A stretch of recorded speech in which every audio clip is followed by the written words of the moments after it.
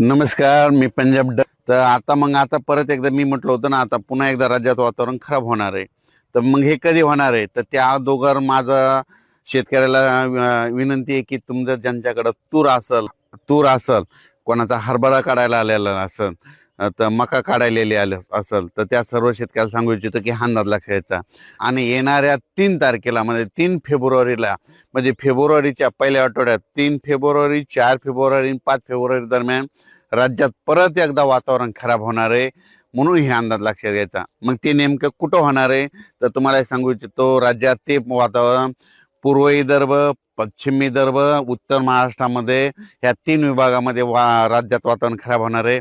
आणि 3 विभागामध्ये सगळीकडे पाऊस पडणार नाही, पण तुरळक भागात काही ठिकाणी पाऊस पडणार आहे. आणि मराठवाड्यात देखील काही भागात देखील तुरळक भागात येणार आहे. सर्वदूर मराठवाड्यात काही येणार नाही. त्याच्यामुळे हे अंदाज सर्व शेतकऱ्यांनी लक्षात घ्यायचा. पश्चिम महाराष्ट्रात फक्त ढगाळ राहील, म्हणून हे देखील पश्चिम महाराष्ट्रातल्या शेतकऱ्यांनी अंदाज लक्षात घ्यायचा. त्याच्यानंतर निपाणी, कर्नाटक, तामिळनाडू त्या तंबाखू शेतकऱ्यांना तुम्हाला सांगू इच्छितो की तुम्ही तुमचं तंबाखू काढणं चालू ठेवा, कारण की तुमच्याकडे काही हे पाऊस येणार नाही. हे फक्त पाऊस विदर्भातच येणार आहे. मग तुम्हाला एक सांगू इच्छितो, हे नेमका पाऊस कोणत्या कोणत्या जिल्ह्यातल्या काही भागामध्ये येऊ शकतो. तर तुम्हाला सांगतो, सुरुवातीला आपण बुलढाणा जिल्हा घेऊ. बुलढाणा जिल्ह्यामध्ये मेकर तालुका, त्याच्यानंतर नांदुरा, जळगाव, खामगाव, जळगाव जामोद, त्याच्यानंतर इकडं अकोला ह्या परिसरामध्ये तुरळक ठिकाणी 3, 4, 5च्या दरम्यान काही भागातच पाऊस येणार नाही, सगळीकडे पडणार नाही. म्हणून हा अंदाज बुलढाणा जिल्ह्यातल्या सर्व शेतकऱ्यांनी लक्षात घ्यायचा. रिसोडकडे देखील जाईल, वाशिमकडे देखील जाईल, शिरपूर जैनकडे देखील असणार आहे.